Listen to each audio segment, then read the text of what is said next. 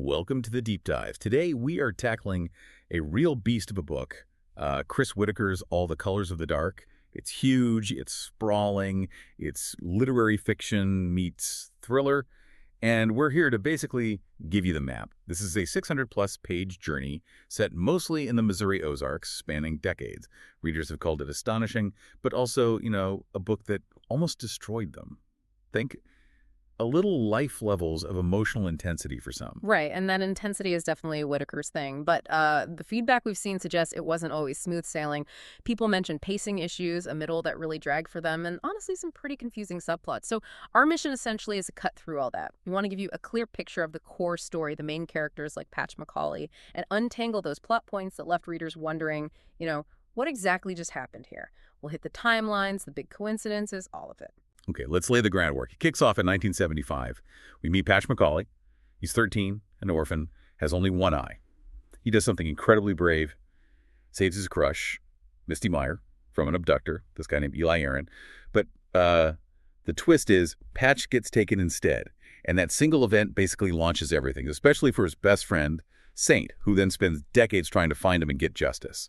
So Patch eventually gets rescued. But the trauma doesn't just disappear, does it? It morphs. His whole life becomes about one thing. Not recovery, really. It's Grace. Exactly. He becomes completely consumed with finding Grace. She's the daughter of his captor, Eli Aaron, and she was also kept on that compound, maybe not physical captive in the same way, but definitely isolated. Patch believes he failed her, left her behind. And that guilt, that's what the sources really point to as the absolute driving force for the next 40 years of his life. It makes him such a complicated figure because he throws away any chance at stability, right? Starts robbing banks, of all things, to get money to search for her. But at the same time, he's creating art. These incredibly poignant paintings of missing girls that he sends to their families anonymously. Such a strange mix. That contrast is pure Patch, isn't it? The criminal funding the artistic act of redemption. He definitely sees himself as this sort of tragic hero, I think, where the ends justify the means. But you have to wonder, how does he square that circle? Robbing banks to find a missing girl while painting other missing girls. Does the book ever really explore that internal conflict? Not deeply, perhaps. Yeah. It feels like he's just trapped in that initial failure, that need to be the savior. Which brings us to Saint. While Patch is off doing all that, Saint is the constant. She earns that nickname, right? Her loyalty is just off the charts. Totally. She sacrifices so much, focuses everything on justice, becomes a cop, then FBI. Her whole life path is defined by Patch, in a way. Which makes her personal story so incredibly tough. Readers really debated her marriage to Jimmy, the vet. It turned violent. Yeah, that was a major point of discussion. Saint gets pregnant, plans an abortion, but then doesn't go through with it. And this is the part people found difficult. She gives the baby, Theodore, up for adoption to Candace, I think. And then she lies to Jimmy, tells him she did have the abortion.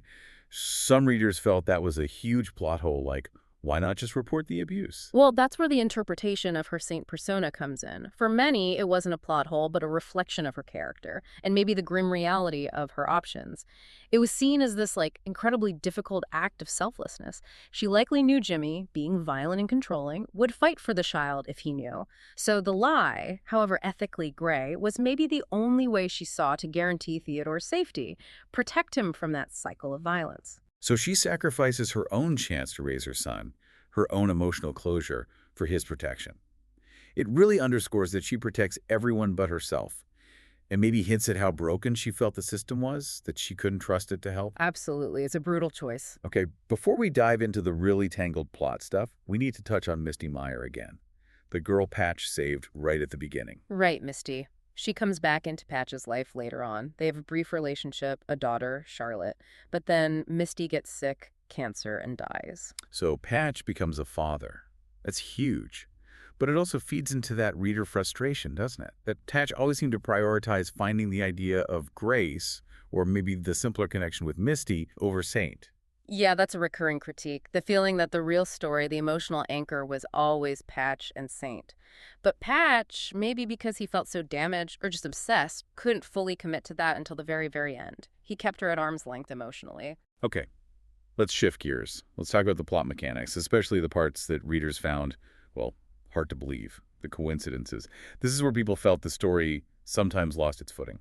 Yeah, the middle section particularly. There's a consensus it felt a bit slow and relied on things lining up maybe too perfectly. It leaned more fantastical than gritty realistic sometimes. The biggest one has to be the zoo scene. Oh, definitely. So Patch is on the run, years have passed, and completely by chance, he bumps into Jimmy Saint's abusive ex at a zoo, of all places. And the smell of the reptile house triggers his trauma from the compound. Exactly. Eli Aaron kept snakes. The smell hits him, he reacts instinctively, throws one punch, just one. And Jimmy falls, hits his head, and dies. Yeah. An accident, technically. Technically. But the coincidence of the meeting, the trigger, the fatal outcome, it feels very constructed, and readers pointed out, look, this seems like plot device purely to get Patch arrested again. Because going back to jail is how he gets the key information he needs to finally track down Grace. Precisely. It's a structural shortcut. The author needed him connected to certain people or information only accessible inside.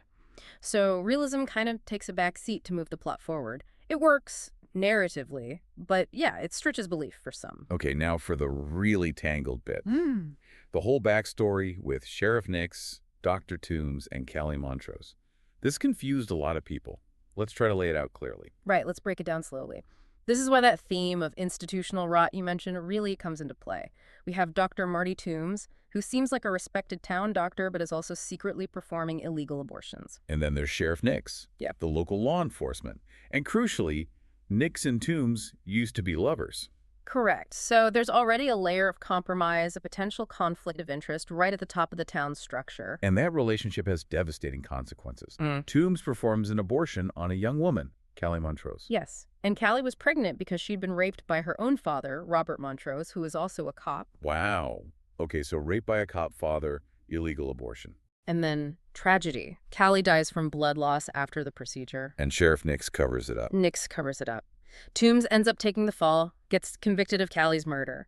So the sheriff protects the institution, protects maybe Toombs initially, covers up the rape, the illegal procedure, the death. It shows how deep the corruption went. It wasn't just criminals, it was the people in charge. What a mess. And what's the final act in that tragedy? Toombs is sentenced to death.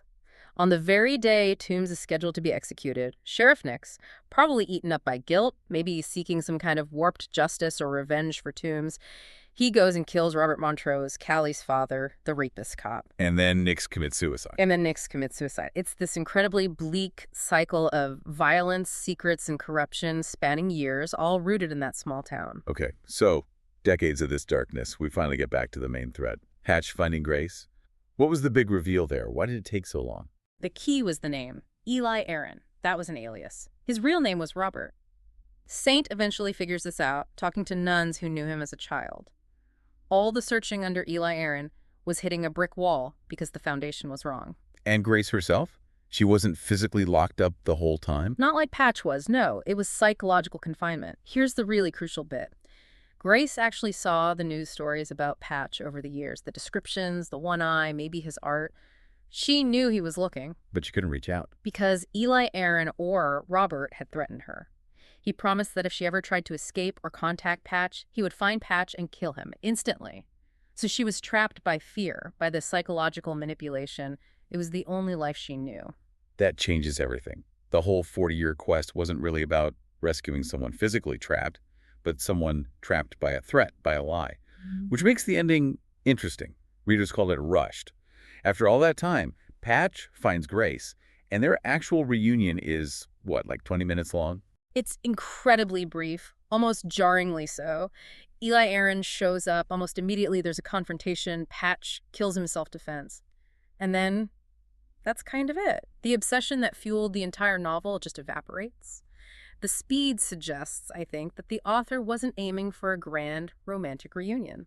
The point was the obsession itself.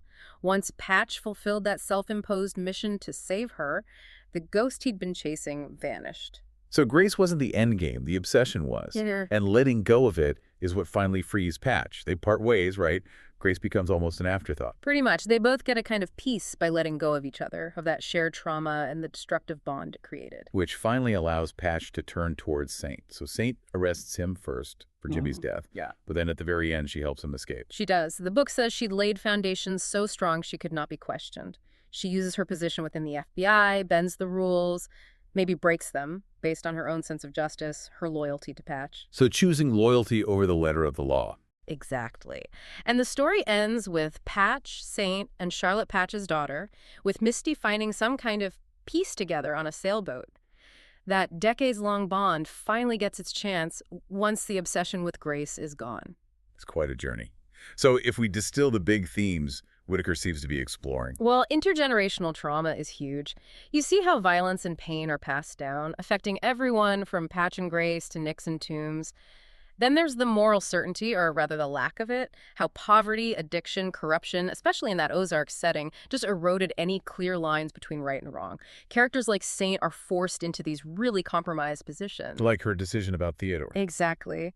And finally, I'd say the paradox of freedom. Patch is constantly seeking freedom for Grace from his guilt from his past, but his actions often lead him right back into captivity, whether it's literal prison or the prison of his obsession. He wasn't truly free until he let that go. It's definitely a book that sticks with you, sparks discussion, massive plot, moral questions, those complex relationships. Perfect for this kind of deep dive, really, especially if you want the overview without wading through all 600 pages yourself. And one last interesting tidbit for context, Chris Whitaker, the author, is English, which explains a few things some American readers picked up on. Oh, like what? Little details. Minor geographical slips, like putting an Iowa town in Missouri, apparently, and some phrasing, like using fell pregnant, which isn't common American usage. Small things, but they sometimes momentarily pulled U.S. readers out of that very specific Ozark setting. Good to know. It adds context, but doesn't really take away from the characters, I think. Which brings us to our final thought for you, the listener.